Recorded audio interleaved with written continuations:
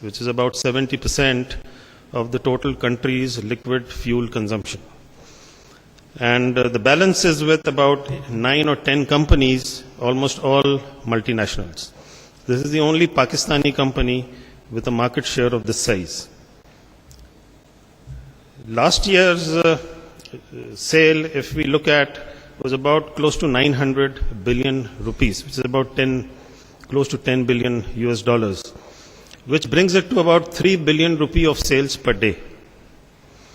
And in my previous company, I was really waiting for the day when we would touch the billion mark, but I did not, and I moved job, and I enter PSO, and the first day the Treasury Department brings checks to me where we have to settle transactions worth about 5 to 6 billion every day in the evening. So I just didn't sign the checks. I said, well, hang on, let me first understand.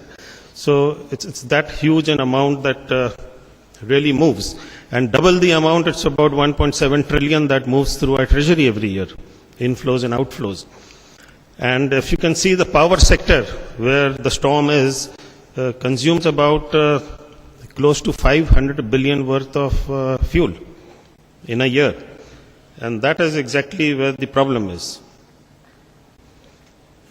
In the entire energy or the liquid energy supply chain, you will see PSO being in the middle. We buy from the local refineries, not more than about 40% of our requirements, but the bulk of our purchase comes from imports. And in the first slide where I had shown 14 million tons, let me just take you back for a second here. About 11 million tons are imported, which means close to 1 million tons a month, which means we buy 228 ships of product on a yearly basis. That comes to about 17, 18 ships in a month, which means we open an LC every alternate day. And each LC is about 3 to 3.5 billion rupees. So that is the kind of cash flow management which needs to be done in this organization.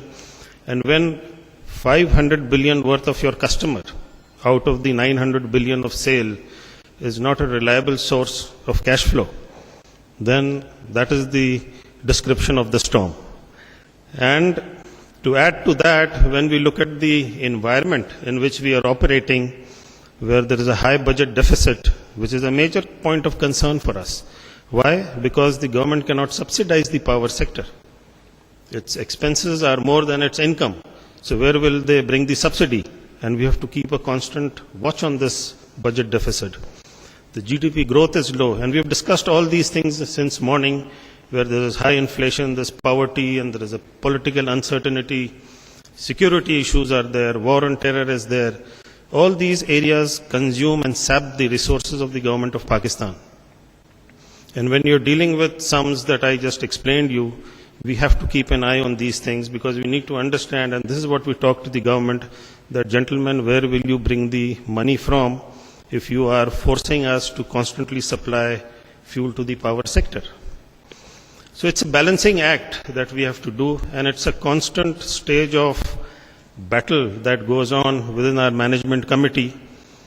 The circular debt, which is the famous word which has been coined over the years, is the real issue, which primarily is non-payment by the power sector.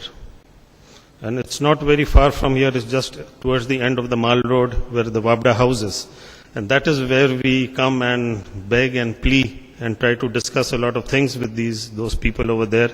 That, look, gentlemen, tell us, what is your plan? How much will you collect?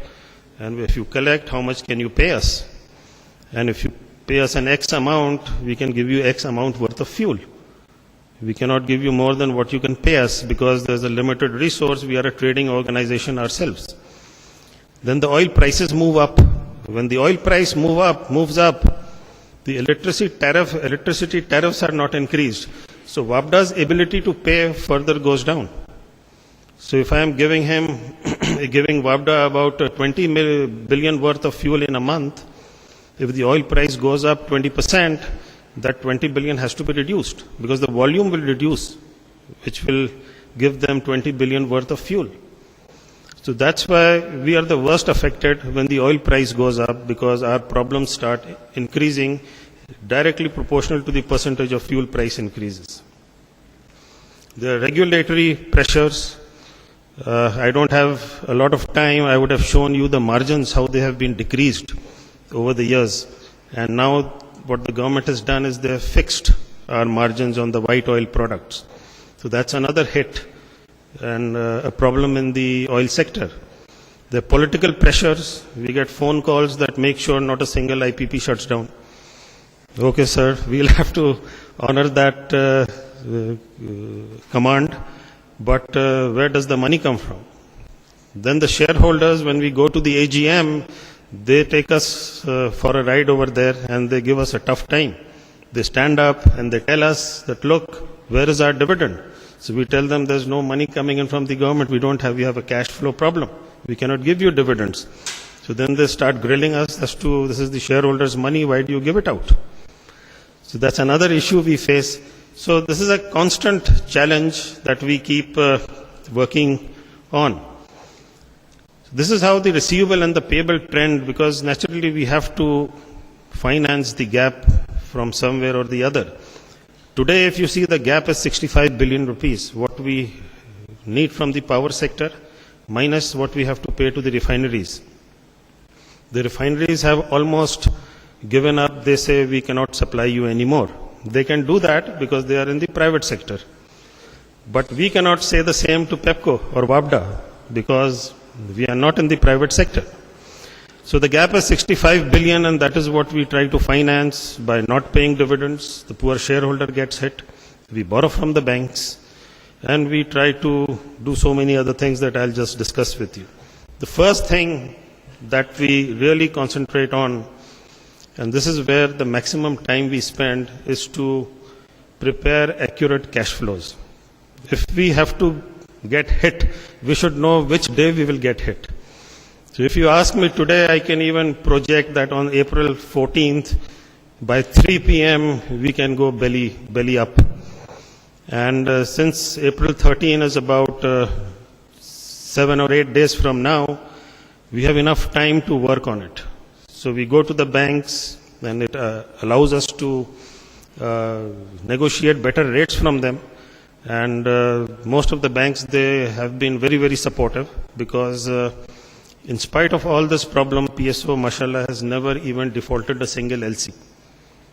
We do make sure that we do not end up in that situation. Besides working on cash flows, we start taking some short-term and long-term measures.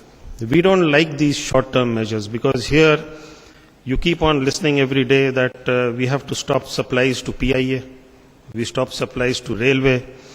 Now, unless we do that, these organizations just do not make the payment. Everybody wants PSO to constantly supply fuel, but when it comes to payment, they say that, okay, some negotiation with banks are going on, please wait for another 1 week, wait for another 10 days. And there's a limit to which we can go when we start applying our credit limit checks, and we have to stop. Even today, I was worried if Dr. Ishrat would be able to make it because my aviation GM called me and said, we are stopping fuel supplies to PIA. I said, for God's sake, let him come for the conference. Do it in the evening. Doesn't matter if we don't go back home. But at least let's make the conference successful. So we also have to stop payments to refinery. It's not good. We don't like it. But unfortunately, we have to. Because it's like a force majeure situation. The choice is that we let a refinery shut down or let Pakistan shut down. So it's always, the decision is in the favor of Pakistan, because if we default one LC, all the international suppliers will start adding confirmation charges and all sorts of limitations on our ability to open LCs and import product. And that would be very, very damaging to the country. 2 of the refineries shut down during the floods, but PSO continued to operate Pakistan, and we continued to supply fuel through imports. You saw the problems in Lahore immediately after the floods, when Parco was shut down, the mid-country refinery, and we had to arrange imports and send petrol over here right from Karachi, so that the wheels of the economy keep running over here. we sometimes have to resort